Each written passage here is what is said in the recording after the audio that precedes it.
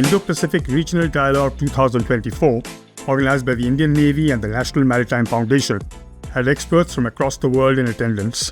Some of them took time out to talk to StratNews Global about the situation in the region and what it means for the rest of the world. I just want to ask you two quick questions, sir. Yes. One is that you were here last year as well, Yes. and now you're here for this particular edition. Yes. During that time, what changes have you seen in the Indo-Pacific? I mean, in terms of tensions, or in terms of, have you seen it become worse? Have you seen it become better? What kind of major changes have you seen since then? Well, in the past 1 year, we have seen many, interesting but also serious things as a matter of security environment in the Indo-Pacific. Particularly, China is more assertive than before, and you can see many things going on between the Philippines and China, but not only between China and the Philippines, but also, between Japan and China, and also between Japan and the United States as well. So it is increasingly important for Japan and India to cooperate with each other, but it is not limited to the relationship between India and Japan, but also, as many like-minded countries as possible must get together in order to cooperate for regional security. Yes. The other question, sir, is that, Japan post the Second World War had this very pacifist kind of a thing. Now it has suddenly turned into a slightly more, I won't say aggressive, but the posturing has become more militaristic. But do you agree with that? Well, I do not necessarily think that Japan is more militaristic, but rather we should say that Japan is more proactive to the establishment of the rules-based liberal international order because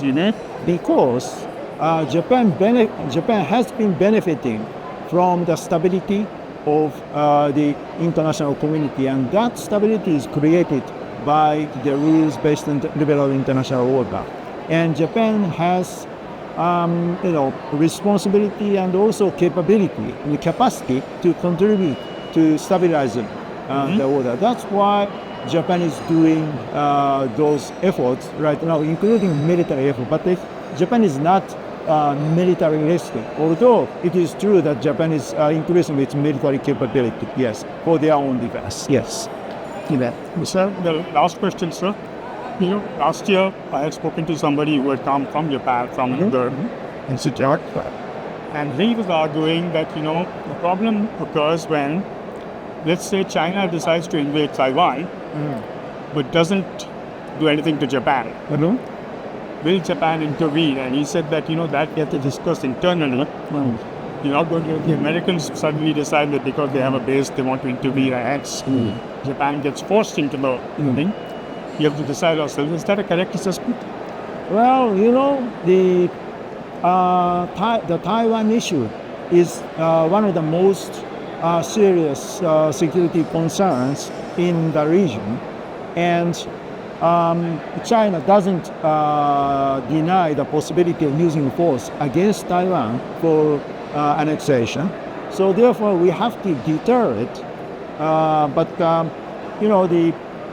If Japan does not contribute to the effort for the deterrence, then China's ambition may be directed toward Japan as well. So Japan does. I personally think Japan doesn't have the choice to be away from the deterrence effort. And Japan's value is to provide dependable stationing and operating environment for the United States forces. Therefore, Japan must assist the U.S. effort for deterrence.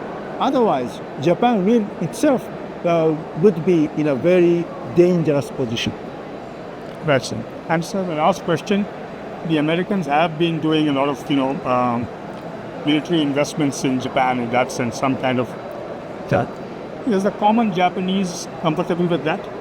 Well, of course, there are diverse views about that point because, the local communities hosting U.S. presence have a lot of, negative impact of the presence, including the, noise and crimes, accidents, and lack of development and urban development and so on and so on. Right. Therefore, there are some Japanese people who are against the U.S. presence in their own community. But so that's true. But overall, the Japanese people understand the importance and necessity of U.S. presence in Japan for their own security and also for the regional stability. Thanks. Okay. Thank you so very much, sir. It was really nice talking to you. Yeah, thank you. I won't stop you from your tea. Yeah, thank you. Thank Have you a very great much. stay in India, sir. Yeah, thank you.